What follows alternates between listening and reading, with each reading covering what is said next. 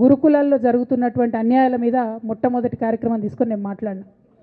ఆ తర్వాత బీసీలకు జరుగుతున్నటువంటి అన్యాయం, కాంగ్రెస్ పార్టీ మేనిఫెస్టోలో ఇచ్చినటువంటి 42% హామీ కోసము పెద్ద ఎత్తున నేను పనిచేయడం జరిగింది. అట్లానే మహిళలకు 2500 ఇవ్వాలని చెప్పి పోస్ట్ కార్డు ఉద్యమాన్ని నేను చేపట్టడం జరిగింది. పెద్దవాళ్లకు పెన్షన్లు పెంచాలని నేను ఉద్యమాలు చేయడం జరిగింది. తెలంగాణ తల్లి స్వరూపాన్ని మారిస్తే అట్లెట్లా మారుస్తారని రౌండ్ టేబుల్ సమావేశం పెట్టినాం. బనకచర్లు అక్కడ కడుతున్నారంటే దాని మీద రౌండ్ టేబుల్ సమావేశం పెట్టినాం. ఓవరాల్గా తెలంగాణ ప్రాజెక్టులు, అందుబాటులో ఉన్నటువంటి నీళ్లు, వీటన్నిటి మీద కూడా రౌండ్ టేబుల్ పెట్టినాం. భద్రాచలం దగ్గర 5 గ్రామాలు ముంపు సమస్య ఉంది, ఎవరు పట్టించుకుంటలేరంటే వాళ్ళని పిలిపించుకొని రౌండ్ టేబుల్ సమావేశం పెట్టి ప్రభుత్వం మీద ఒత్తిడి తీసుకొచ్చే కార్యక్రమం చేసినాం.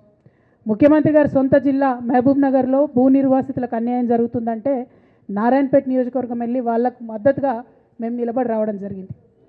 అట్లానే 47 నియోజకవర్గాలలో బీఆర్ఎస్ కండువా బాజాబ్తా కప్పుకొని, గులాబీ కండువా బాజాబ్తా కప్పుకొని ఎక్కడికి పోతే అక్కడ రాహుల్ చంద్రశేఖర్ రెడ్డి గారిని రిక్వెస్ట్ చేసి భవన్ నుంచి అక్కడ ఉండేటటువంటి బీఆర్ఎస్ నాయకులకు అఫీషియల్ కమ్యూనికేషన్ చేపించి ప్రతి ఒక్క బీఆర్ఎస్ నాయకులకు, కార్యకర్తలకు మాట్లాడి ఆయా పర్యటనలకు వెళ్ళినప్పుడు అందరినీ కలుపుకొని బాజాబ్తా గులాబీ కండువా వేసుకొని 47 నియోజకవర్గాలు నవంబర్ 23, 2024 నుండి ఈ రోజు వరకు నేను పర్యటన చేసి అనేక ప్రజా సమస్యల మీద మాట్లాడడం జరిగింది.